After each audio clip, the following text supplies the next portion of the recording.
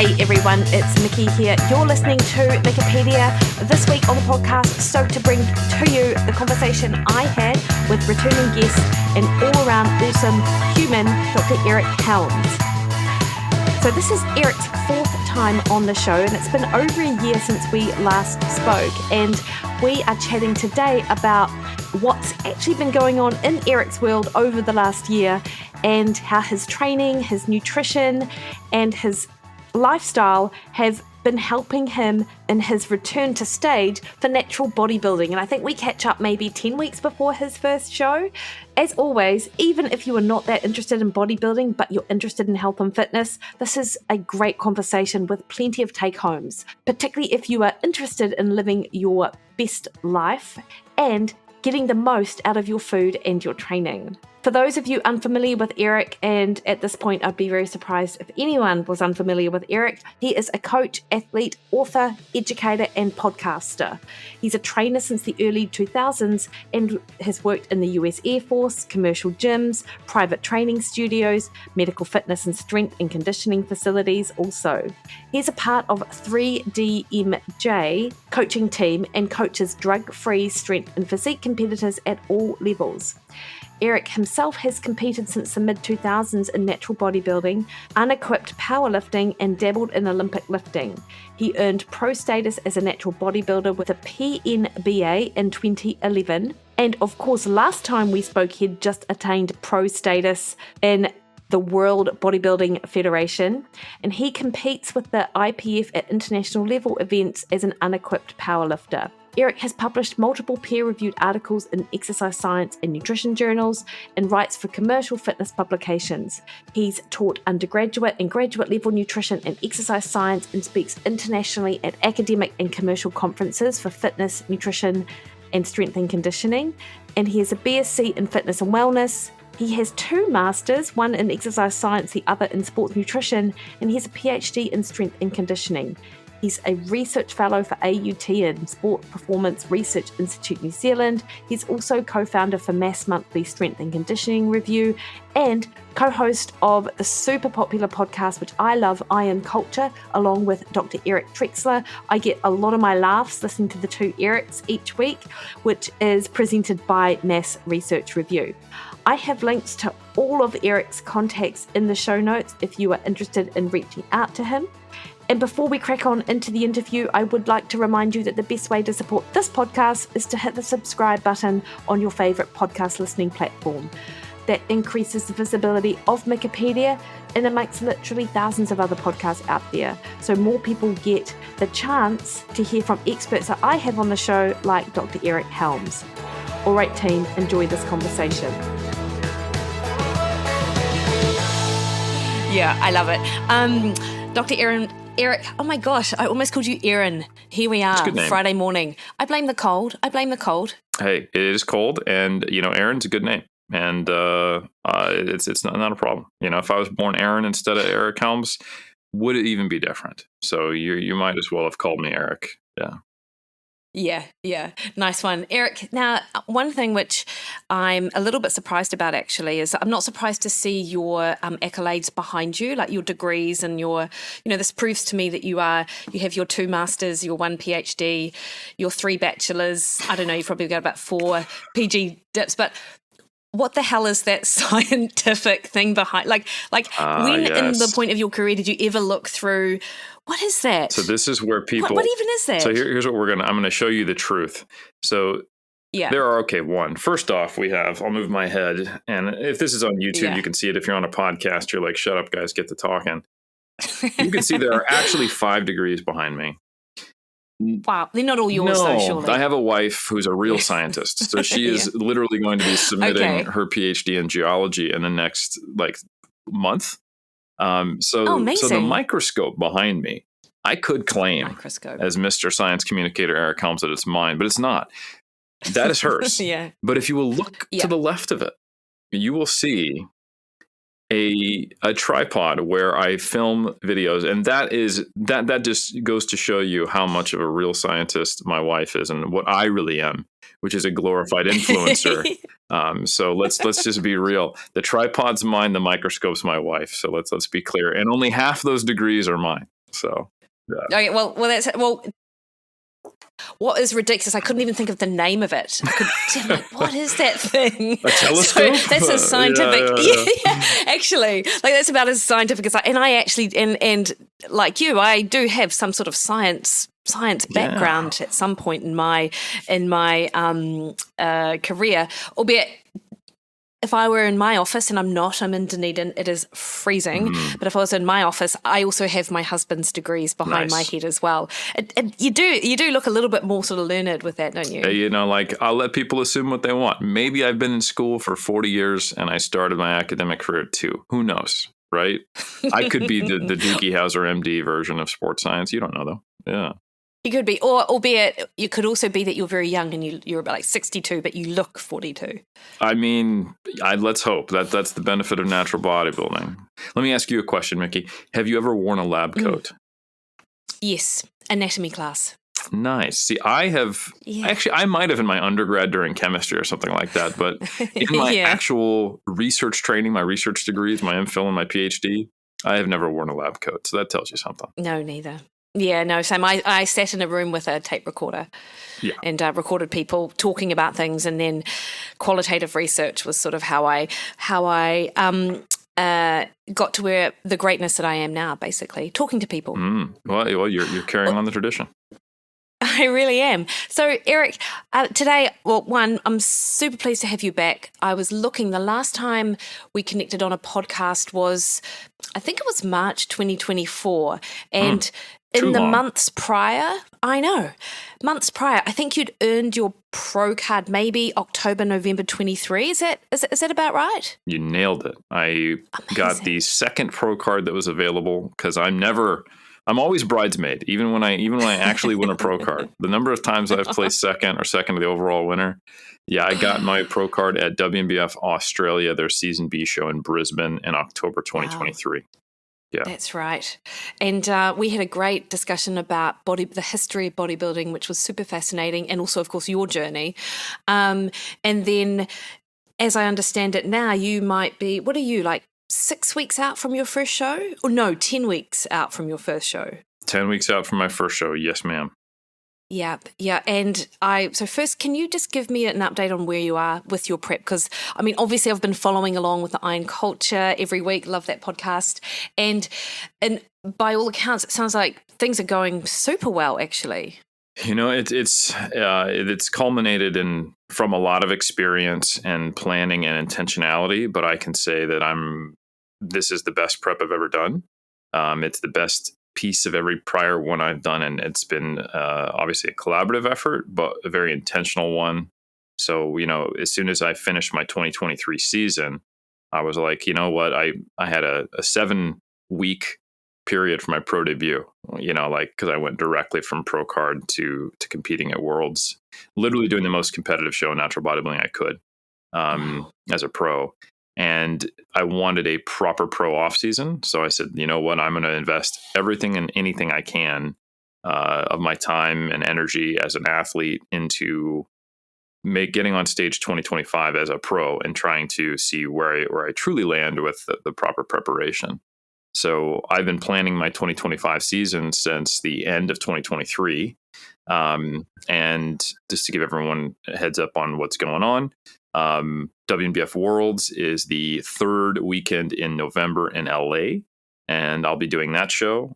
2 weekends prior, I'll be doing the WNBF Muscle Mayhem, which is a Pro-Am competition in California that has historically been in July, but is now it's in Sacramento, which is Northern California, compared to LA, where Worlds is in Southern California. So I'll be in California for a couple weeks. So that'll be my second show. And then my first show, the one I'm 10 weeks out from, is WNBF Taiwan, which is the biggest show besides Worlds in the WNBF. It has 400 competitors over 2 days, commonly in the B season show they do. It's a Pro-Am. So yeah, that is going to be great. I judged at Taiwan last year, so this year I'll actually be on stage. And it's really cool to see how much Southeast Asia and Asia generally is growing, not just with bodybuilding broadly, but specifically with natural bodybuilding. So that's amazing. Yeah, that's the season. How do you stay so focused for so long? Like if I'm thinking about running, like there is, an event that we've got in about 7 weeks time, and we sort of signed up for it in May, and even those sort of like 4 or 5 months, I find it, maybe this just speaks to my personality, maybe I'm a bit flippant, but I sort of get to 4 or 5, or maybe no, about 2 months into training, I'm like, I'm so over this. Whereas you sort of have to stay on the ball for like, what, a year before you start cutting, or even longer? Like was motivation, how did you sort of keep it high enough? This is kind of one of those things that I think self-selects for if someone's going to stay in the game of competitive bodybuilding long term. There's no really other way to do it healthily, which is that because I compete in powerlifting and strength sports, and those things you can be like, 12 weeks out, let's run a strength cycle. I like to lift normally, so it's like I'm not moving away from that goal. I'm getting stronger, and then now let's hone in and do a comp. And that is it. But for like the highest level powerlifters, they kind of have like, okay, I'm career oriented, but that typically is a window of time. And I say it's true of most sports. Like most people will be like, yeah, I'm going to compete in my 20s and 30s. I might do the masters thing, but even when I'm competing as a masters, it's a glorified hobby. It's a serious hobby. It's a great part of my life, but I'm not a professional athlete, quote unquote. And bodybuilding is very different. Competitive bodybuilding, you can take an approach where you kind of flip the switch in contest prep, get focused, and you really, grind out your 6-month prep. And then you go back to quote unquote normal life in the off season. But that can be a really actually disastrous approach to the sport because it requires so much of an alteration of the way a quote unquote normal life is to do a contest prep that the disparity between what your life and your relationship with food looks like when you're in deep contest prep compared to the off season is something that can create this sense of restriction and restraint that drives a lot of people away from the sport. So every competitor I know who competes long term eventually ends up living what I describe as the bodybuilding lifestyle. And that qualitatively, what you do during prep and what you do in the off season look the same from the outside. And it is really just the quantitative differences, the actual energy content, the number of steps, the amount of volume you might do. But there are some like I eat the same lunch, the same breakfast. I go on walks at the same time of day. I train daily. And I do that no matter what. And I have for a very long time. This is my 6th season. I'll be doing my 20th show when I do Worlds this year. And I've been lifting weights for over 2 decades. This is just ultimately who I am. So prep for me, it's there's no real change except for I feel tired and my face gets like eventually other people see it. They're like, oh, why is your cheekbone so prominent? Yeah, but if you were to see me in the off season, like I get up, take a walk with my wife, we go get breakfast, and I make different decisions, but it's still the same thing. I nothing stops me from training. I train. It's just a non-negotiable. So I think it is the athletes who don't have any kind of nutritional consistency in the off season, who then go into this more rigid tracking, who really struggle with those transitions, who bodybuilding just beats you up because it's not like you go to practice, and you come home and then you turn off your brain. Like if you're a soccer player, you show up to your conditioning session, you have a generally healthy diet and you eat enough and you get enough protein and carbohydrates, and you don't have an unhealthy diet, but you don't need to think about it that much. It's not like you're bringing soccer with you all the time. And, you finish practice for the day, you go home and you chill out. For a bodybuilder, if you try to live life that way, prep is an all-encompassing kind of experience that just takes you into a very, very tunnel vision place. And that I don't think is sustainable for most people, or if it is, it's sustainable at a heavy cost to their social life. So the way that you make it so that it doesn't seem like it might seem to you from the outside is how do you stay focused for so long is that most of what you would think I'm focusing on, quote unquote, 80, 90% of it maybe, is just what I would do anyway. And then it's just thinking, all right, which muscle groups am I going to focus on? At what point do I officially start my deficit? Where's a mini cut going to happen? Where's the pre-prep phase? And what stage weight do I think we're going to get to versus my off-season weight? And how lean do I want to get at what pace? It's more of just kind of game planning. And then fitting the quantitative changes to that appropriately, while the habits and behaviors are really kind of homogenous across the board. And that's not to say I don't eat out in the off season. I think a lot of people, when they hear me say that, they're like, "Oh man, so you've just basically accepted a level of restriction that I would hate." And it's like, not really. Like, I get breakfast with my wife at a cafe literally every day. We get takeaway probably 2 to 3 times per week, but I make decisions that keep me within my quantitative targets. And I've been tracking and weighing for so many years that I can eyeball these things. And I have the ability, with the experience I have, to use biofeedback in a way that I couldn't when I was in my 2009 or 2011 season. Like, I know what's an appropriate level of hunger when I'm 24 weeks out versus 6. I know what it feels like to be in a deficit when I'm 10 kilos over stage weight or 1 kilo over stage weight and at maintenance. I know how hard it's supposed to feel when you're at different stages of prep. And I can do things like go, you know what, I need a little bit of extra food today and have a banana, versus other competitors are like, I wouldn't know how to do that. And it would turn into a binge, or I just need to hit my numbers, or they clutch whatever nutrition plan they have, be it macros or a meal plan, like a safety blanket or an anchor in a storm. While an experienced competitor who does this thing long term, much like any high level athlete, they quote unquote know their body and they listen to their body. They can make those, I'm going to say intuitive, but it really is just pattern recognition and experience based decisions that enable them to really optimize their outcome, and more importantly, not have decision fatigue and kind of have this more fluid approach. So, long answer to a seemingly short question of how do you stay so focused, but I think the real answer is that there is not while I have a phasic approach. Like, I could tell you, here's the recovery phase, here's my prep, here's my off season, here's my pre-prep phase, and here's a mini cut. And I could describe to you the periodization for a physique sport, which I think is ideal. Being in it doesn't feel like there's these jarring shifts and changes. There are these very subtle shifts in only the quantitative aspect of what I do.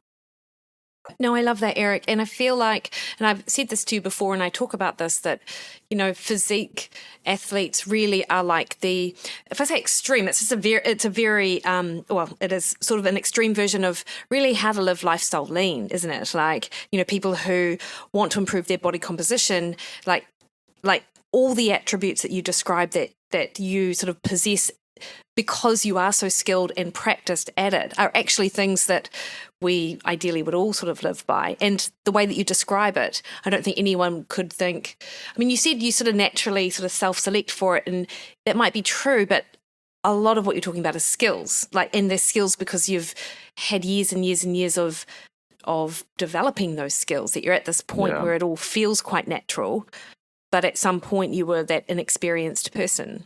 Yeah, I think to clarify on the self-selection thing, I think it is that it's more so that you absolutely have to develop these skills. They don't come naturally, but it is only the athletes who develop those skills intentionally who can stay in the sport long term.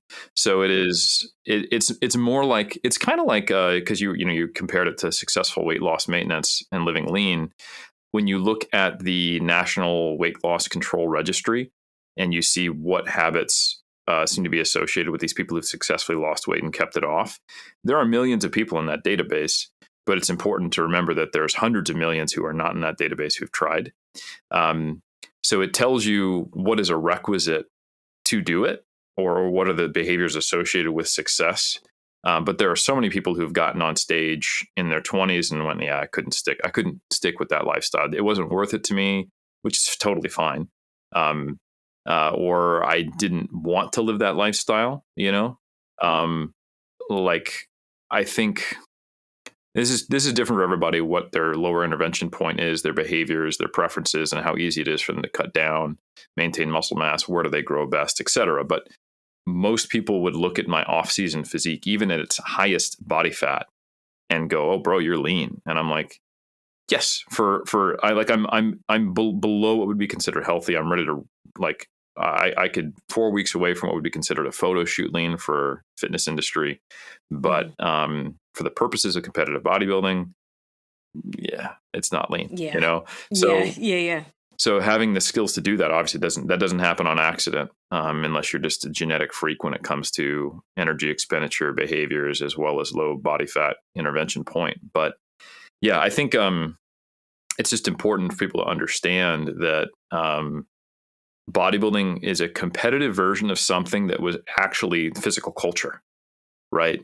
So which was about living a very, very healthy lifestyle. And so much of that has changed because of the environmental changes in our society. So if you look at like settler societies that are still living the same way that the pre-industrial, post-agricultural people are living, like the Amish, the Quakers, the men in those societies are on average 10% body fat, and they're eating 35 to 3,800 calories a day, and they're taking 20,000 steps on average. This is stuff that's been documented. So they're essentially walking around at their lower intervention point. They're still healthy. They're not in a status of low energy availability. They're at a high energy flux, but that is something that it is commonplace. And if you look at old video footage of the 1900s, there is almost nobody with obesity. And that's not it's better back then or a judgment statement or a value statement. It's just to point out that when the environment changes, we change. And this has been observed in other primate species. When you put apes in captivity, they get fat over time and they eat a little bit too much and slowly slide towards, metabolic issues and storage, because it's actually helpful versus, if being at 20% body fat as a male is better from a survival standpoint than 10%. You're not yet metabolically, at risk in most cases if you're sufficiently active, and you can survive multiple winters. You look at me and you're like, yeah, you look great, Eric, but you give me an ice age and you're dead. And they're right. Don't know. Come to Dunedin, you'd be in trouble. I'm not gonna. And it's too damn cold in Auckland right now. So yeah. All that is to say, Mikki, that I think when you look at professional bodybuilders, especially those in their 30s and 40s who've been competing for years, how do they do it? Especially when they're privileged like me. I don't have kids. I work for myself. I can completely engineer my life. They have completely rechanged their behaviors, developed the skills you were talking about, and most importantly, modified their environment. I basically bring my environment with me. When I was traveling back and forth to Europe, I was training in the airport, like shit like that. I was taking melatonin to match my circadian rhythm with the time zone I was going to be in. I was telling people, even though we're in Southern Europe, let's go get dinner at 11 p.m. I'm like, no, I'm going to be in bed by 10 p.m. I really appreciate this. Thank you so much. And I'm getting up. I'm finding the earliest open gym that exists in the area, which is not like 24-hour gyms are not a big thing with Southern European culture, but I was finding the 6 a.m. and the 7 a.m. gyms that were open, or staying in a hotel that had a 24-hour gym. And I'm getting up and knocking out my workout so that I don't have to worry about it because it's done. And these are non-negotiables. It's like, when I hear people talk about, sometimes they're not in the motivation to go to the gym. And then, that's the first step towards sliding away from kind of my habits. I get it. And that is just, it's a whole other thing to be a bodybuilder, in my opinion, like a true kind of lifelong bodybuilder, competitive or otherwise, where it's just not an option. It's not on the table. It's like brushing your teeth. Yeah, it's like brushing your teeth, but I also enjoy it. I love it, and it's goal directed. When you add the competitive element, it's just not. It's not even something like, no, I have to do it, and I'm going to hate myself if I don't. There's not a exercise addiction component to it. Like when I legitimately can't find a way to train and I can't do anything, I'm stuck on a plane, or I'm ill or something like that. I just don't train, and it's move along. I have no control over that. But in all other cases, it's like, yeah, I trained, and I like to train. It's my favorite part of the day. It's who I am. I think that's a big piece of it, the identity. It's what I do, and it's in alignment with my goals. And it's not that I'm not fitting bodybuilding in and around my life. It's wholly integrated into my life. So it's almost hard to translate when people talk about it as the thing you're going to go do. It's like it's who I am. It's what I'm doing, and it just is. So yeah. No, I love it. I love it, Eric, and I love hearing you talk about it the way that I love hearing anyone talk about something which that they have that sort of feeling around it. Like, I mean, I feel very similarly to training, like running. It's just or anything, even eating well. It's like there's no like. Well, of course, this is what I do. Like, what else? What else? Not that there's no other choice, but there's no choice in my head because I don't have to make the choice. I don't know. Exactly. It's just the way you live your life. And which, to your point, is in fact one of the, I'm sure that I've read meta-analyses or some sort of reviews on people who are successful in the long term with weight loss are those people who have changed their identity in the process of losing the weight that enables them to keep it off, which is, important. Yeah, there is data on that. There's risk too. I think, like for example, athletic identity describes what we're talking about. People who identify as being, I am a athlete.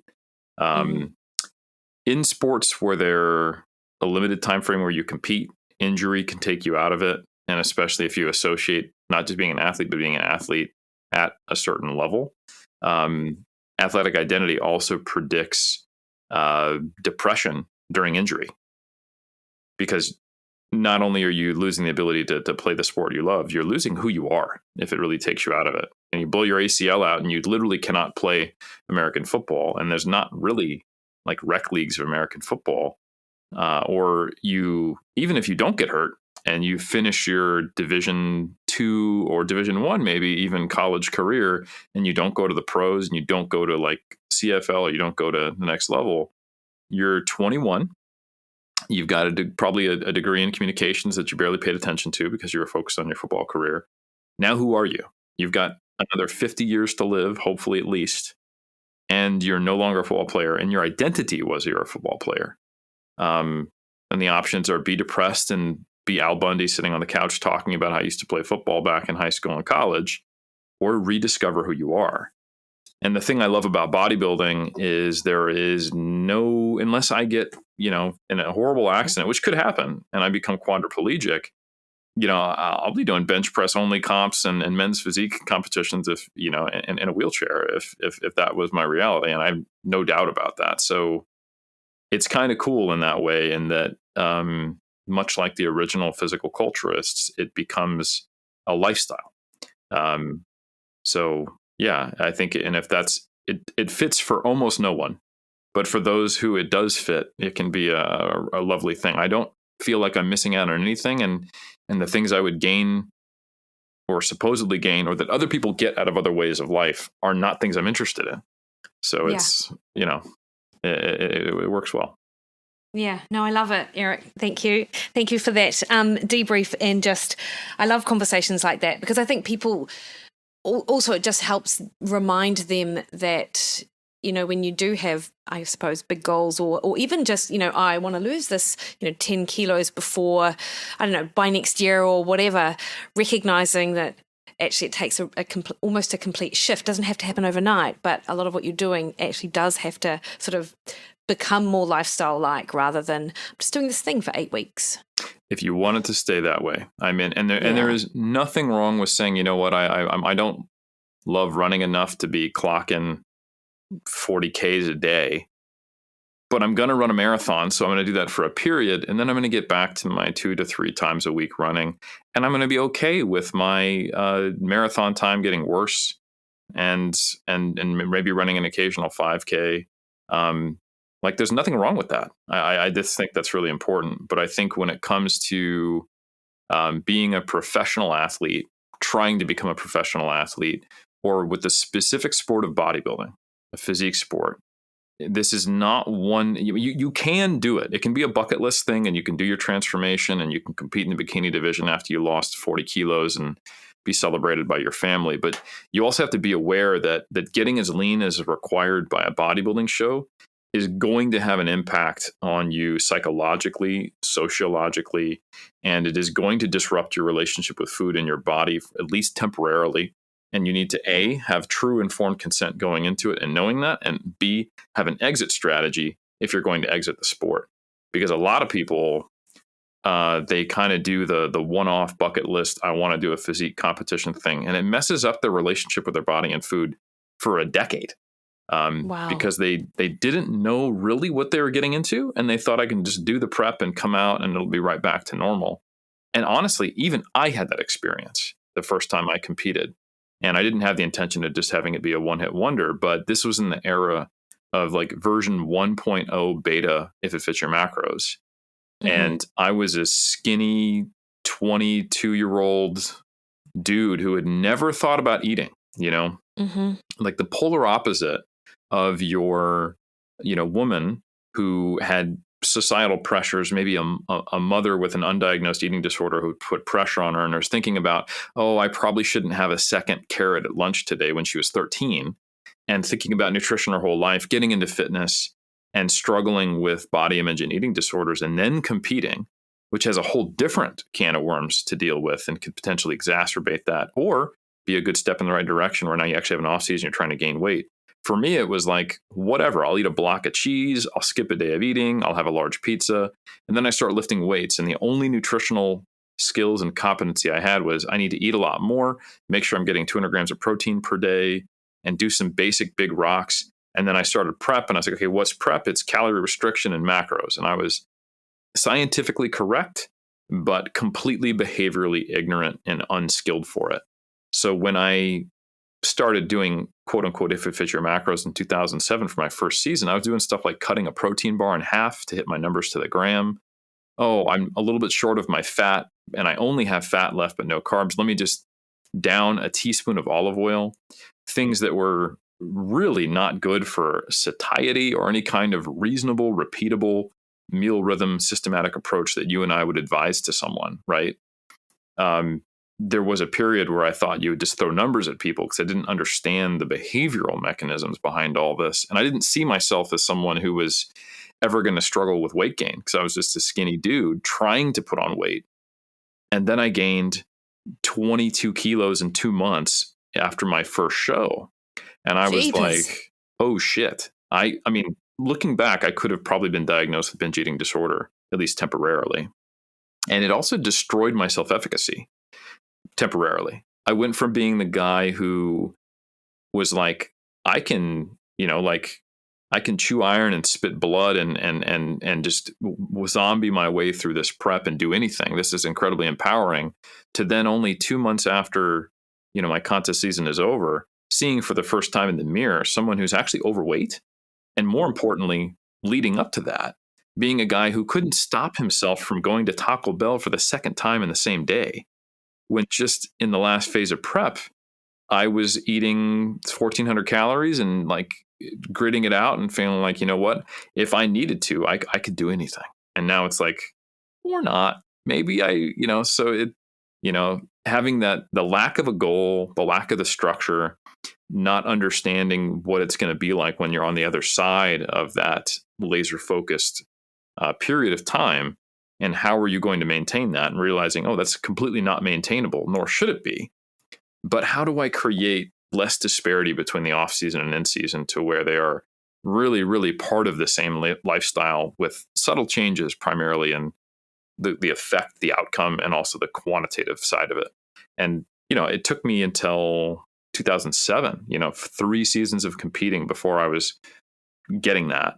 And then mastering it only happened, I would say 2019, 2023, 2020, and this season. Yeah. And Eric, at that point in time, did you have I imagine you had mentors and people sort of guiding your approach. Were there sort of warnings of this was going to happen post-show or anything like that you just maybe ignored or just didn't really think that you thought you were sort of a bit bulletproof? 22. It was honestly so in 2007 I turned 24. So I started my contest prep season at 23. I was young. I'd only been lifting for about 2.5 years, and people were not talking about post-contest binge eating. The recovery diet, even the reverse diet, were not things people spoke about. You just eat a lot after the show and then do it again. This is an era where there was only one men's division, bodybuilding. Figure had just come out in 2005, and people were talking about it now like they talk about the bikini division, like, oh, should we be giving out, like general pop participation trophies? And now it's like one of the hardest divisions, and you have to be really, really muscular. And it was a very different era. Evidence-based approaches to bodybuilding were in their infancy. Lane Norton was still a competitor as an amateur, at this time, and doing his very first shows. There was really only Dr. Joe as a voice in the space for this. So there was a complete gap. And honestly, my experience is what led to us going, we need to step into this gap. And that's why we formed 3D Muscle Journey. So in 2007, I didn't have a coach. I followed, Lane Norton's prep guide on the bodybuilding.com website, which was good. But I was also a little too ignorant to follow it well. And I was doing things like, I don't think I can combine carbs and fat. I'll follow the guide, but I don't want to have my insulin too high. I was still misinformed. Yeah. Didn't even have my bachelor's yet, right? And 2009, I hired Lane Norton to help me prep for a good first part of my season. And then Alberto Nunez helped me towards the end of my season. And he's been looking over my shoulder since. And as a personal trainer and starting 3D Muscle Journey, I came to really understand the value of a coach, that it's not about knowing science or knowing anything. It is about being able to provide support network, communication, contextualization, especially for novice competitors, helping them understand what to expect, even if they don't have the experiential knowledge. So they just are not constantly like, is this normal? Is this normal? Oh my God, like, where should I be? What should I expect? So important. And being objective as your brain becomes progressively less objective and less capable of processing effectively. And that is something that, supersedes your level of knowledge or experience. Like I really value the input I get from Berto and all of my kind of support crew at 3D Muscle Journey. Even today, I think I could prep myself through an entirety of the show. It just wouldn't be as good because everyone has tendencies. And my tendency is I will, like, for example, when I was in Europe for the last 2 weeks, we had a conversation, me and Berto and Brian, kind of like my little coaching pit crew, like, hey, when you travel and when you do conferences, you tend to diet, you overcorrect, because we know this as practitioners. When people travel, they tend to overdo it on the nutrition, and they come back and they're like, oh no, I've backslid. And you think you go to some place like Italy, the natural tendency is going to be, this is going to be a disaster for a diet. I'm the exact opposite. I overcorrect. I'm highly active. I'm not going there on vacation. I'm going there and I'm on stage. I'm talking. I'm animated. I am full of adrenaline. I'm full of excitement. I'm working. And, what I do is, okay, when I'm not working, we go do touristy stuff, which means I'm clocking 3 times the number of steps I'm used to. So we were like, okay, listen, you can diet while you're in Spain, but don't over diet. And then while you're in Italy, we have the time, and the timing isn't exactly what was originally planned, but it's close enough. Let's take a diet break. So Berto was like, hey, for 9 days, I would like you to eat at maintenance. And I was like, done. I'll do that for the last day in Spain. And then all the way back, I'll be at maintenance. I came back 2 kilos lighter, and I sent my update. I didn't have my scale with me, but I sent just a visual update. And I went from being what looked like 16 weeks out to maybe 6 weeks out while I was there. I woke up one day and I had side glute striations and the hints from the back as well. And I was like, hey guys, the diet break wasn't exactly the game plan. So when I came back, I took 3 more days at maintenance to kind of accomplish that. So my tendency is to overdo it, and I'll flatten myself out, push. Other competitors sometimes freak out and they'd be like, oh, I'm losing fullness. I need to step back, and maybe they think too much about their stage weight. and they will not, and they'll hold themselves back from getting in the shape they need to, or they start to flatten and they go, oh, it's unrecoverable. It's like, no, you just need a few refeed days or eating it. So it's I think contest prep exposes your insecurities and your tendencies, and it's really helpful to have someone to just be objective, because you could make the right decision, but you're unable to evaluate yourself objectively. Like one of the things that you learn as a prep coach is you do need to enlist the athlete during the peak week, because you're not always going to get consistent pictures and visuals, especially when they're getting color on, they're traveling, internet connections are inconsistent, they're in a hotel room, the lighting will change. You'll get great visuals for 24 weeks, and then you'll be like, I cannot tell what's going on in this last 3 days where it's most critical, and I have to decide Friday night, do I give you more carbs or less before you get on stage? So you need to have, ideally, you mentor the competitor to be able to visually assess themselves to some degree, so they can be a little more autonomous. And one thing you have to be really mindful of is that many competitors are pushing to get into incredible stage condition, and you're going to have regions of body fat that come off last. So you're going to have split hamstrings, typically, shredded abs and separated quads. Typically, everyone's a little different, but you won't quite have fully striated glutes. We're talking about, like, say, a male competitive bodybuilder. And you become so focused on getting glute striations that if you are on a high carb day and you're just retaining a little more water, you're training, you're beat up, you did RDLs yesterday, and those glute striations aren't there, that is what you're focused on, despite the fact that your whole physique looks better. Maybe you have more delt separation. So when you're in peak week and your coach needs to make sure that you are appropriately filled out and that you're going to wake up tomorrow looking hard, not right now, Friday night, and you don't see those glute striations, like, I'm spilled over, coach. It's all over.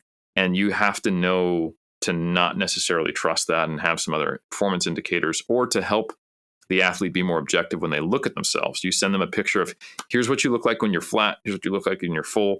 I'm going to cut off your head, put you in the same lighting, and then you can get them to stop hyper-focusing on the one glute vein they had on Thursday morning when they're depleted and slightly dehydrated, and be like, that's not even visible from the judges' table.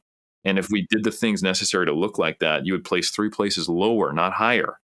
So because of the overall effect that exactly would like occur. your X frame depletes because you're just small overall. So the it's probably the most common example of how, when you're in your head, you're seeing one thing, but it is not an accurate representation of what is overall happening or what you should do.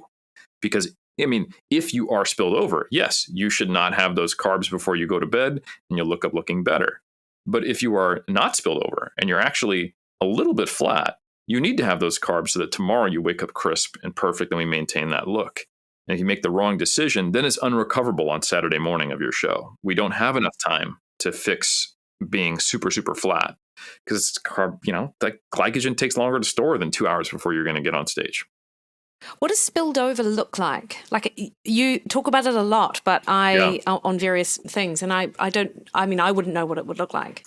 Yeah, great question. So the terminology, being spilled over is when you go from looking fuller, which this has actually been measured. So, like, if you look at some studies, there's only a handful on carbohydrate loading, often done in endurance athletes. They will also see a measurable increase in cross-sectional area, muscle volume, or muscle thickness in some studies. You will also see this with dehydration. If you take, there's actually a recent study that came out where they had people be dehydrated and go into a workout, and they looked at the post-exercise muscle swelling, and you see about 20% lower changes in muscle thickness and just baseline values after training and before training.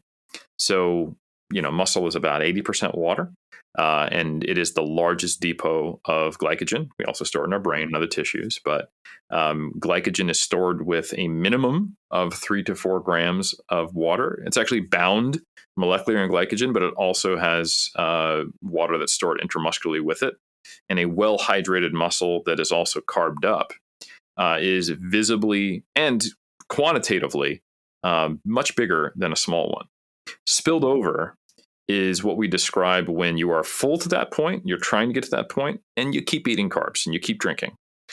And a really important skill for a coach and an athlete to have and understand, and just knowledge, is that there's a difference between the intermediary look of carbing up and assimilating carbohydrates before you are full of glycogen and looking watery or not defined, or being spilled over, which is something that happens when you have filled up and now this glucose needs to go somewhere. And the best explanation we have of and why we call it spilled over is that you do not have any more room in your muscles right now. So you're seeing a preponderance of glucose. It is bringing water with it, and some of that ends up in the intermuscular space and subcutaneous space, and we have a loss of definition. So when someone is spilled over, what they actually look like is, if they were a silhouette, they'd look amazing, right? You turn the lights on, you go, oh, you don't have as much muscle separation. Some of those striations are gone. It tends to be more dominant in certain parts of your body, typically the lower body, which is probably just a gravity effect, right? You can see a little bit more, like not swollen ankles, but just a little bit, a bit of edema, and they look less defined but big. Flat is when you are not full, but you still have that crisp look because the carbohydrates all where it would be, or somewhere. So both of them can result in not having enough muscle definition. But if you are looking bubbly, big, and your silhouette looks its best, but you have less definition, you are probably spilled over. If you are looking less defined, flat, silhouette's not looking good, you are probably undercarbed. And if you're somewhere between, it's probably the process of loading. And this is where a lot of competitors get messed up. Like they've been dieting a long time. They're 3 days out. And the plan is we're going to load carbohydrates on Wednesday. We're going to taper them down on Thursday, and we're going to have a small bump on Friday. And then we're going to, just kind of eat just below maintenance on game day, let you clean up and have the perfect combination of hardness while maintaining fullness. That might be someone's plan. The competitor will probably experience, not always, but often, on Wednesday and Thursday, the look of not being yet full, but assimilating those carbohydrates, the actual process, because they're having a large bolus that is not going to get there immediately. It can take 24 to 48 hours, even if you take in 12 grams per kilogram of carbohydrate to store it. And this is not something endurance athletes notice because they don't care. They're not trying to make their quadricep look great. They're trying to run or cycle. And the goal should probably be to see some spillover, right? Make sure you've gotten enough. But for a physique athlete, let's say you've been on 150 grams of carbohydrate, your digestion is more suited towards those foods in those quantities, and boom, you come in, you drop your fiber in half and you triple your carbs. You're gonna most competitors start to look worse before they look better. And often the overreaction is, let's put the brakes on. Oh shit, it was too much. I spilled over. Reality, it's just like you need to finish your day and go to sleep and let water balance return to its homeostasis, because you're going to look better tomorrow. And it might take a day or two, but you're going to look amazing if you just let it do its thing. But it's very difficult to do that in a crazy dieted competitor who's going to be getting on stage in front of 7 strangers naked competitively in a couple days. So that is what we describe as the load look versus being spilled over, and differentiating between the two is a bit of a skill. I can't imagine there'd be very many people who could coach someone to perfection like that. Like this. There are a ton of bodybuilding coaches out there, but I can't. Yeah, it just sounds to me like you really have to have had the experience yourself and just be super familiar with it. Whereas not everyone is going to be in that position, but yet they're coaching people. I mean, I guess it's the same in any area, right? Yeah. Any industry. And there's ways to develop the skill. So one, I've coached over 100 people to stage. This is true if we'd gone back to 2015, and I'm not a full-time coach anymore, but that skill set is still there, even though I only coach a handful of people.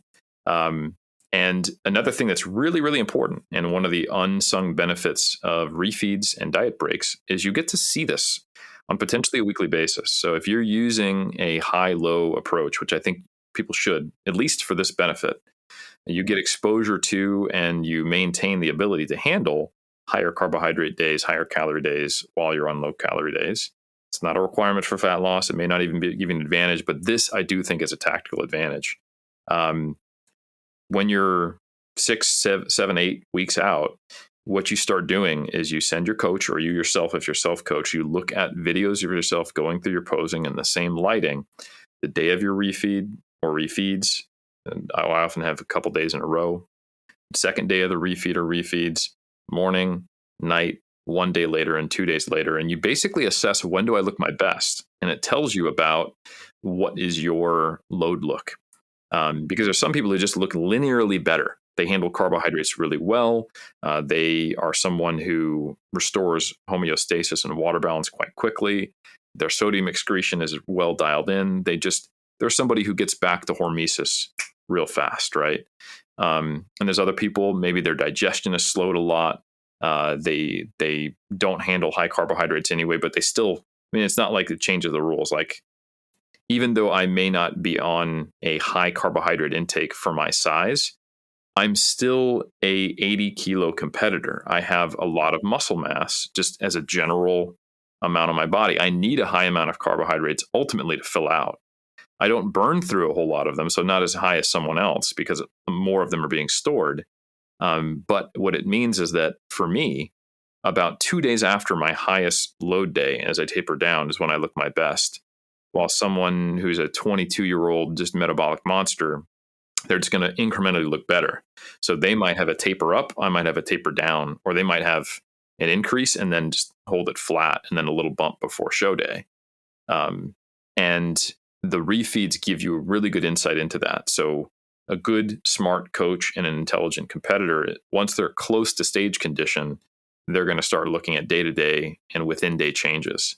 And one of the hacks that I teach to all new coaches and competitors is that if you're competing on a Saturday afternoon or morning, early afternoon, the cheat code is that on Friday night, you want to look a little bit spilled over, right? Because that means you're definitely full. You've gotten all your carbs in. You look awesome. You should be able to catch a pump easy, but you look softer. You've actually softened out.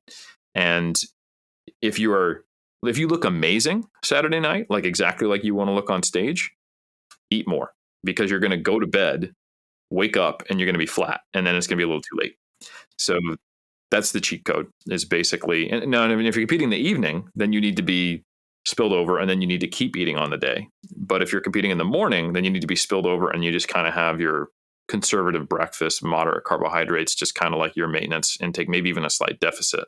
And you'll be looking awesome at 10, 11, 12, 1 whenever you're competing. That's to simplify it. Yeah, Eric, when I was because I was at your show in Christchurch, I think it was 23, because my friend Anastasia was also competing. It was her first show. And I remember out back, and there were all these donuts, and there were like jelly lollies, and there were all these things here. And I thought it must have been under the guise of, getting a little bit more carbohydrate into pump up. And in fact, I follow someone on YouTube, and they're like, I have 2 Reese's Pieces peanut butter cups, an hour out just to get my final sort of like carb load. And I'm like, I don't think that works actually. So, I mean, psychologically it must work for your head, but I don't think it's going to work for your body. So is that just is it a well-recognized sort of like fake in the bodybuilding? Like, everyone sort of knows it, but we just excuse it anyway. I know. I think there's plenty of people who just don't actually understand the time course of glycogen storage. But one thing I can tell you is that when you've been dieting real hard and you're really, really low in body fat, like, you can feel the swings in blood glucose.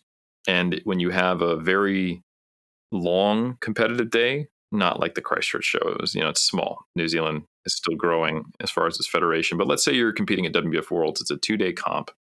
And if the show gets behind because it runs from 8 a.m. to 8 p.m., basically 2 days in a row, you might be planning to get on at 1 p.m., but you might get on at 3:30. You're probably going to have to get an extra meal in there to maintain the same kind of look and just keep energy levels high. And then if it's a competitive division, so for example, the 2023, when I did Worlds, the lightweight men's bodybuilding pro division was on stage for an hour. Wow. And that is posing the whole time. And we actually have data on posing, and it actually hits just barely the number of METs that's equivalent to vigorous activity, because you're doing an isometric contraction at about 90%, trying to smile. You're potentially sweating, not as much you'd expect because you are dieted. So having something before you get on stage, especially in those conditions, is not a bad idea at all. But the narrative that it's specifically because it's filling out glycogen, not so much. What may have an acute effect is maintaining an appropriate level of hydration and getting in some sodium, because those things do rapidly change and shift. There is somewhat of a balance. People, I don't think, should be massively manipulating electrolytes or water by any means, especially if they're drug-free. But like if you just do this right now, if some competitor wanted to test me on this, like drink 3 liters of water right now. If you're lean and you're on a diet and you can see these differences, within about 30 minutes, you will probably notice that you are not as defined, but you will look a little bit fuller. And then you'll urinate once or twice. And within another 30 minutes or 40 minutes, maybe, depends on the person, you'll go back to your level of definition that you had previously. Just because you've given yourself so much fluid that it's not going to go into all the places that you would ideally want from a physique perspective. But we're talking about changes in minutes. Like some people start cutting water on Thursday and Friday. That's a bad idea. So what you ideally want is just your normal, relatively high-end water turnover, fluid turnover. So what I tend to do on game day and what I want people to do is just be used to drinking enough water so you have 4 or 5 clearish but not totally clear urinations. If you overdo it, though, you end up pissing out all your sodium. And then you see blood pressure drop. It's harder to get a pump. And you will maintain a hard look, but you won't have the same pop. And it's harder to get a pump. And the pump up backstage, you're like, why isn't this working? I'm on a bunch of carbs. And you'll see a lot of competitors who aren't able to discern some of these differences. So a common thing you'll hear from a competitor who has historically been told they need to, cut water, cut sodium, but load carbohydrates, is they're like, I can't get a pump, but I did the things to control water. That means I must not be high enough on carbohydrates. And then they're flat on stage. They're frustrated, but you know what? It is what it is. I'll fix it next time. We'll load on more carbohydrates. Anyway, let's go out to eat, celebrate. And they have a big meal and they drink, and they're having fluids and a high sodium meal and a lot of carbohydrates and fat. And they look amazing. They go to go pee in the bathroom probably for the first time in like 6 hours. And they notice that they've got this crazy bicep pump. They look amazing. They lift up their shirt and they're like, wow, why didn't I look like this 3 hours ago on stage? And then they think, well, I just had this massive pizza. Maybe I need to do a fat load and carb load even more aggressively. And they don't actually change their water or their sodium. And they repeat the same mistake over and over. And they just, and peak week becomes this, unsolvable riddle to them. And really, it's as simple as you want normal fluid turnover. You don't want to be too high or too low so that you pee out all your sodium, or that you are drinking too much. And this can happen when you're nervous. Some people overdrink, some people underdrink. Like if you're 30 minutes out from stage and you pound a gallon of water, that's probably not a good idea. But if you wake up the morning of the show and you drink a couple liters of water, and you decide, 30 minutes out, 45 minutes out, I'm just going to sip or cut it off. You don't have to pee on stage either. That's never helpful. Then that typically is the right combination. And it also interacts with what are you eating on game day. So for example, me, because I kind of process things slower, I'm eating very little on game day, and I've loaded previously. So if I'm not eating anything, I'm not bringing in much sodium, I need to be hydrated to maintain that same look. I have to be cautious about not just peeing out all my sodium and not being able to catch a pump. So on game day, like I will have pretzels. They're 0 fat, moderate carbohydrate, but they're also relatively high in sodium.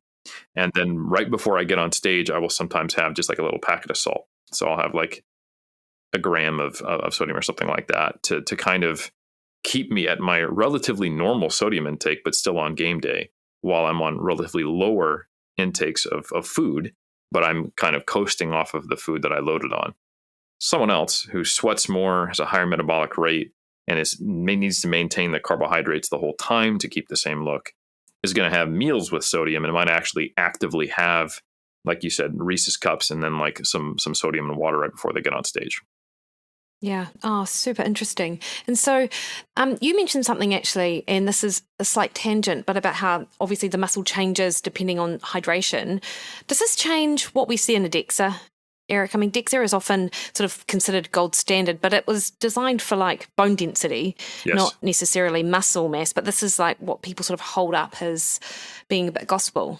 Yeah. So if you look at some of like IOC best practice, or if you were to have someone on like a Gary Slater or a Grant Tinsley, or a Patria Hume, or some of these folks who are, leaders in the body composition space, and you look at what has been published as really what should be in place.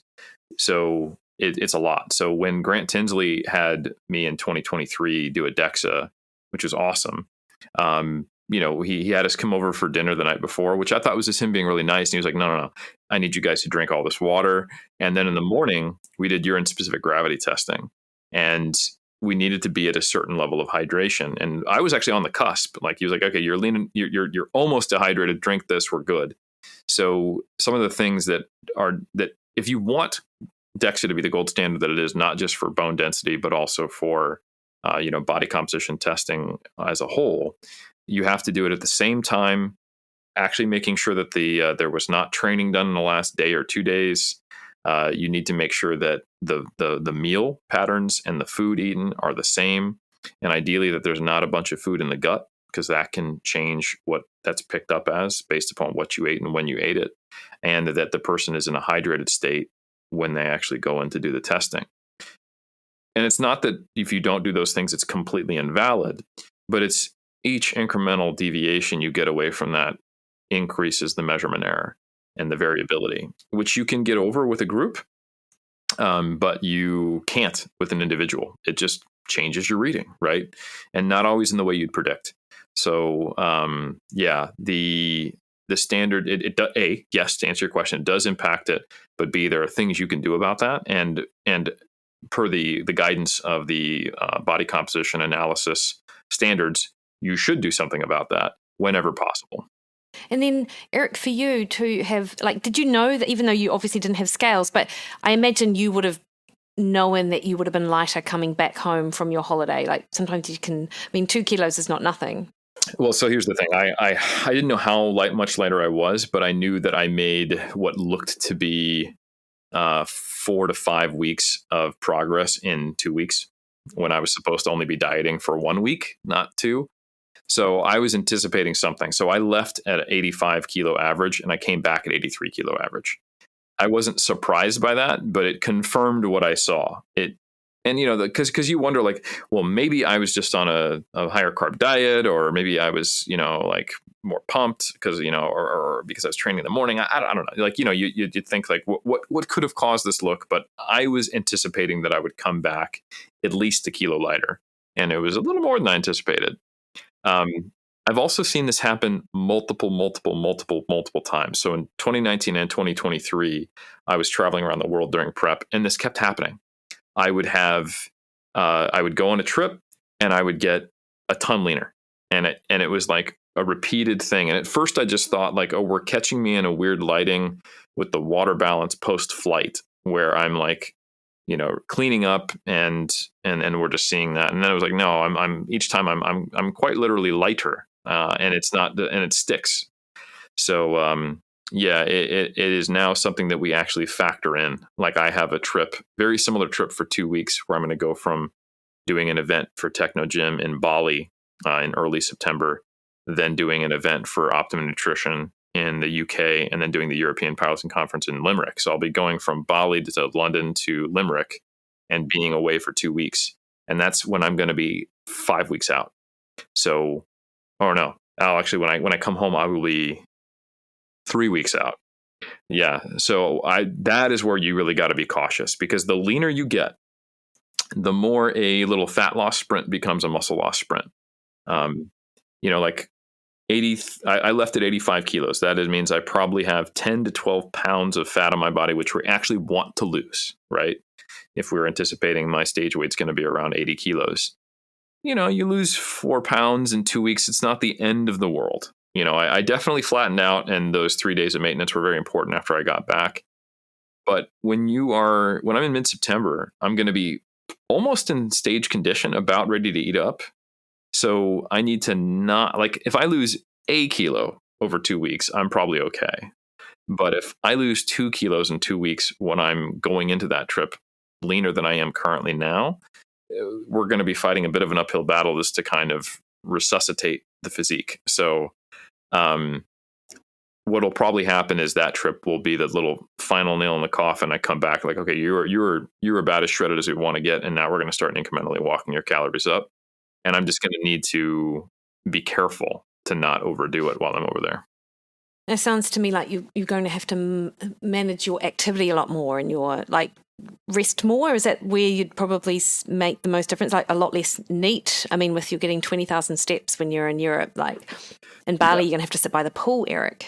I think it's going to really depend upon. Honestly, it's mentally. What do I do mentally? I have to make it okay for me to eat big meals, and even though I don't have a scale, like I have to rely on the visual and how I feel.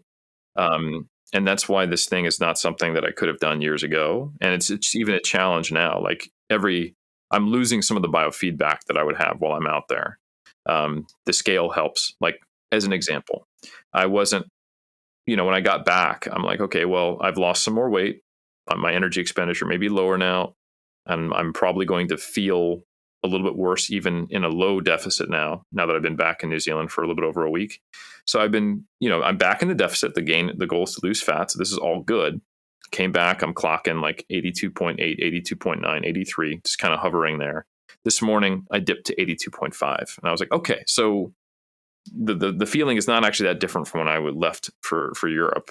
The way I'm feeling like dieted right now, it is an indicator that I am in a deficit. So today we're going to have a day of maintenance. We're going to have a refeed.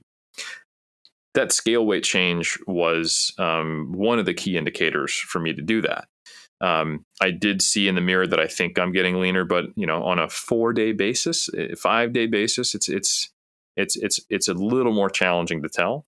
But it was also a nice confirmatory tool, because that's what I was feeling like. Like the last 4 days, I was like, it feels like I'm dieting. I feel like like I'm definitely in a deficit, but I also know that at a certain point, it always feels like that, even when I'm in maintenance.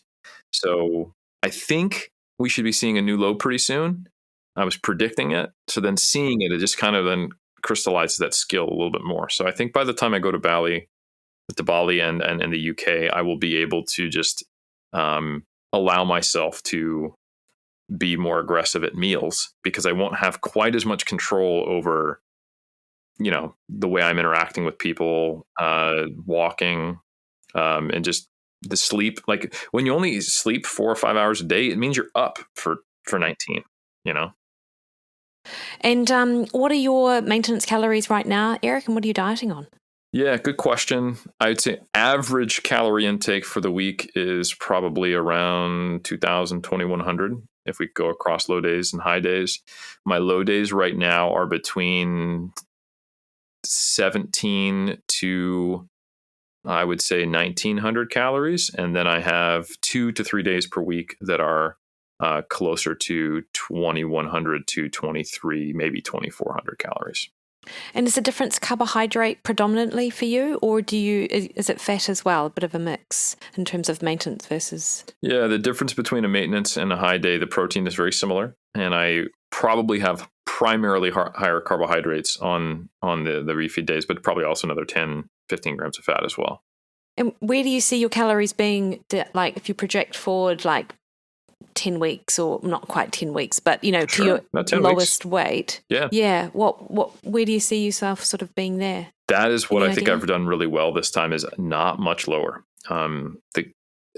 They may have to come down another 100 or so on average, but I think the feel of things and the day-to-day process won't be much less, because the energy deficit will become smaller, which is ideally what you want to do, right? You can lose faster. Like you can lose a kilo in a week when you've got 10, 15 kilos to give, and it's not the end of the world. When you've got 1 kilo to give, you can make the scale weight go down a kilo, but I guarantee you 20% of it's fat, So, at most. So like there is something that you see really, really consistently is that when competitors get behind the 8 ball, when they're close to lean and they try to get lean in the time they have left, you simply cannot rush the process. It's not that you can't lose the fat, it's that you lose the fat and muscle. And the look is not, and if you actually think about it from a numbers perspective, you want to be super quantitative, your body fat percentage doesn't go down as much, right? If you lose 2 kilos of fat and no muscle, your body fat percentage goes down more if you lose 2 kilos of fat and 1 kilo of muscle. That's just the way it works, right? And what that looks like is even more compounded, because when you are doing that to an already dieted body, you feel terrible. Your stress levels get higher, your sleep gets worse, your training quality goes down, and you kind of look like you just got jumped in an alley. Like you have this filmy kind of look. You're flat. You have your edema from DOMS doesn't recover as quickly. Muscle soreness lasts longer. So what you really want is that, like if I was to, again, say really quantitative with this, and these are just exemplar numbers to illustrate. Let's say you're running a 600, 700 calorie deficit in the first 30 weeks, in the first 10 weeks of a 30-week prep. And then it gets down into maybe like a 400, 500 calorie deficit for the next 10 weeks. And then for the last 10 weeks, you might be running a 100, 200 calorie deficit. And then the last couple weeks, you're running a 10, 15, 50 calorie deficit, and maybe even starting to bring it up into an actual surplus because you're that depleted and you're trying to refill out. And what starts out as a surplus then quickly shifts to maintenance as you start to reverse some of the initial aspects of metabolic adaptation. For example, in 2019, I got lean in May. I did a show in good condition, but not amazing condition in April, and I competed all the way through August. I decided to do this intentionally because June was a very, very busy month and I needed to be mentally there. So I said, Berto, instead of doing this right and kind of chipping off the last 2 kilos of weight over the next 3 months and then having weeks of eating up, let's eat up for months, because I can't be dieting and feeling like this in June. So kill me in May, because I can hide from the world and I don't have any major PhD supervision responsibilities or 3DMJ responsibilities. And that's what we did. So I looked flat as a pancake. I was getting shredded, but we got there. End of May, I was peeled. And then we spent June and July and half of August literally just increasing calories. And I was down. Low days were 1,400 calories. High days were auto-regulated. After we saw an improvement in condition, we'd pop in a day around 2,000, 2,100, maybe 2 days. But I was running like 10 days at 1,400 calories in a row for a 2 to 3 week period with one little refeed. So I went from an average calorie intake on a weekly basis of probably 1,800 calories, if I recall correctly, to then by late July, walking around at 2,500 to 2,800 calories. Oh, wow. Yeah. So 1,000 calorie swing, but the same body weight, looking heaps better. And every morning I would get up and I would send a video to Berto, because I competed 3 times in like an 8-week period. So we were kind of just wanted to keep a constant monitoring of my look. And I would just send him a video and I would send the same words, put me in, coach, because I wasn't like I needed a peak week. So and we would just top me off before I got on stage. Like Friday night, we would do exactly what I said. Let's get a little spilled, have an extra 50 grams of carbs, like basically have a handful of, fruit or some bread and go to bed, That's amazing, Eric. And that just speaks to the experience of you and your coach, and it's such a great learning tool. No wonder you're like flowing around the world to sort of do what you do best with like judging and talking to people about this stuff. And I think a really important thing is that most competitors, they don't challenge themselves in this way. They are a little too neurotic and they really want to control these variables and they're too afraid. And I think you really do have to be brave and also have the support and the experience to get to this point. And some never do, not because they can't, but because they don't try, because they're afraid to try. And the typical way that competitors get better, quote unquote, and I question whether they really do, is they try to control their environment more rather than expanding the conditions in which they can still have the right environment. by testing their limits and boundaries and kind of bringing their environment with them. And I know that I can do the things I need to for prep, regardless of whether I'm in an airport or whether I'm at home. So I think that's a really important skill that you should have. Now, there's some limits to this. Like in 2019, I did do the European Powerlifting Conference literally a week before I did my last show. And I went out there and I said, hey, team, I'm not staying an extra day. I'm flying right back. And guess what? I'm going to stay on New Zealand time. And they're like, how are you going to do that? And I said, well, you're going to give me the 5 p.m. speaking slot because that's going to be the equivalent of 6 a.m. And then I will, I'm not going to watch any of the earlier conference. When we go out to dinner, that's going to be my breakfast that I did after my presentation. I'll see everybody, say, hey, goodbye, and then I'm flying home. So there is a certain point where you have to kind of, put your foot down and say, like, listen, I'm a week out from competing. I need to track my sodium or something like that. Or, hit specific carbohydrates rather than a calorie range. And that's fine. Like if you talk to an endurance athlete when they're in the final month, like, okay, I'm running a marathon, I'm doing a triathlon. I'm going to be literally having a part-time job of being in the pool, on a bike, or running. I don't have time to do other things. And outside of that, I'm trying to sleep and nurse this knee and prevent it from getting out of control, right? Or something like that. So it's not different. No, it is constrained, but it should be constrained to a brief period when you're in kind of that striking zone of 12 weeks out, maybe at most. Not, I started prep, flipping the switch, and that's all there is, which is the issue we talked about earlier.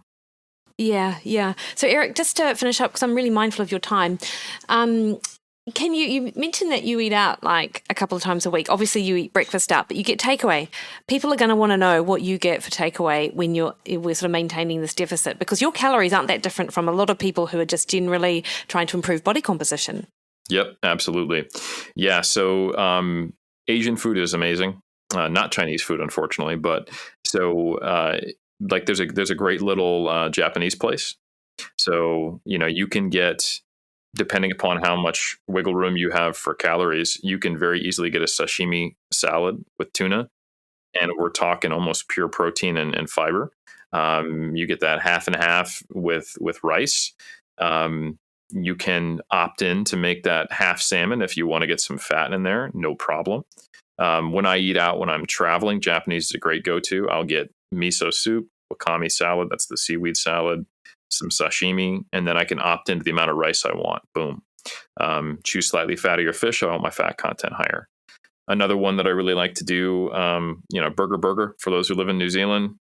Oh, yeah. Seems like a place. How would you eat out there? Well, guess what? They have the broccoli that you can get, and I get that with fish, and I do it pan fried, and you can tick a little box that says no butter. Boom. Oh, nice one. So nice. I'm getting, broccoli, fish, and almonds. That's basically what that is, with some garlic. Another good one, if you're doing either Malaysian or Cambodian or Thai, there's often options to get like a papaya salad, and you can get that with like snapper sometimes or chicken.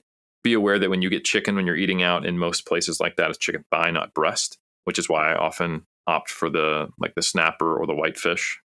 So those are all really great choices, and typically my go-tos when I eat out. It's Asian cuisine, Japanese. It's an easy win. Or if you're like pan fried fish, side of broccoli, boom. Those are options at a lot of places, not everywhere. But I think the more important thing is I still get to eat out with my wife, right? And we feel like we're eating together, and my choices off the menu don't impact our social environment, which is, I think, is a good reminder for people. So yeah, and every morning, I go out to eat at a cafe, but I make choices that no matter how much variability there is between the way it's prepared, we're talking about 100 calorie swing. I get 3 poached eggs, multigrain toast, and a side of spinach and sauteed mushrooms. Even if they cook that with butter, even if they pre-butter the toast instead of bringing me out a little pat, the poached eggs are straight up just the same calories in a hard-boiled egg.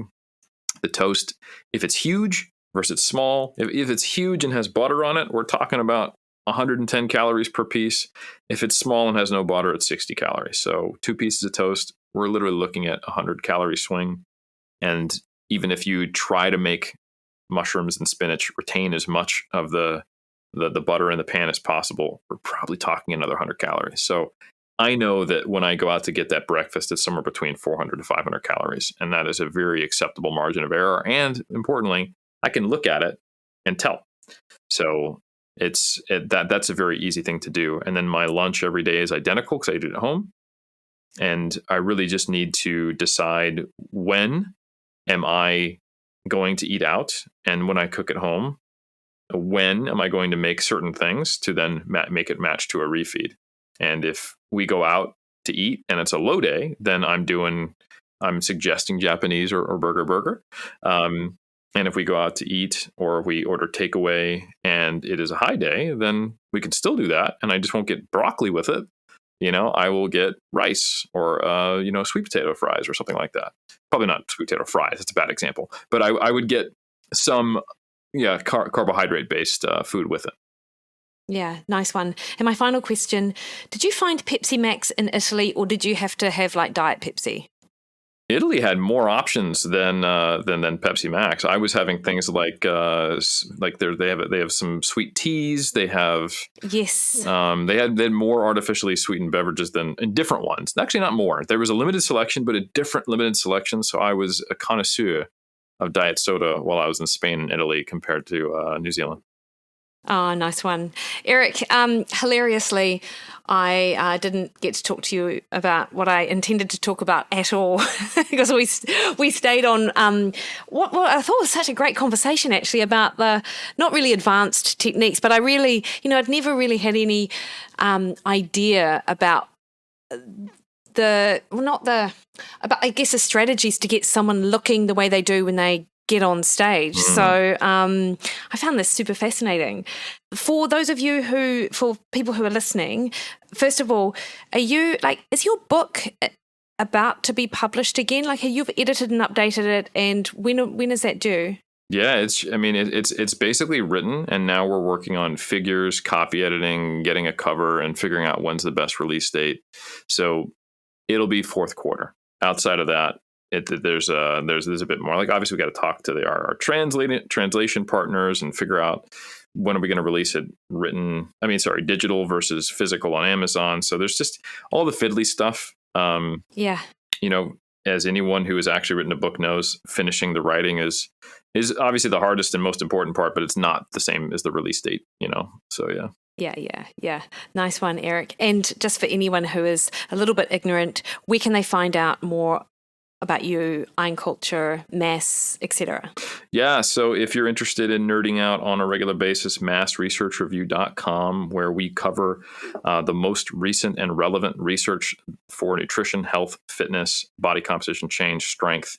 We've been doing that since 2017. So that means we have over 1,000 pieces of content, over 100 issues that if you subscribe, you get access to literally all of it immediately. Boom, bam. That comes out on the first of every month. And I do that with Dr. Eric Trexler, Dr. Lauren Colenso-Semple, and Dr. Mike Zerdos. And Iron Culture, presented by Mass, is me and Dr. Trexler talking about this stuff on a regular basis in podcast format. So the best place for all that is massresearchreview.com. If you have become intensely interested in bodybuilding specific stuff after this talk, check out 3dmusclejourney.com. That's the number 3, the letter D, musclejourney.com. And then my books, I'll be announcing them. And if you want to just follow me more generally on social media, that's at Helms 3DMJ. Nice one, Eric. And I actually feel a bit bummed because I've been a member of Mass since like day dot and have yet to hit that sort of like join for life button, which would make so much more financial sense. And I keep thinking I've got to do that, and I will. Eric, thank you so much for your time. I, as always, really appreciate it. And all of the stuff that you put out there is just so... one, I find it super interesting and just super helpful. Even like I never work with bodybuilders, but all of the lessons that you guys talk about in the research, it's all applicable, I think, to just everyday people actually who are looking to improve body composition and just get stronger and challenge themselves more, albeit just, slightly down the spectrum a little bit. So thank you so much for everything. No, my pleasure. It's an honor. Thank you.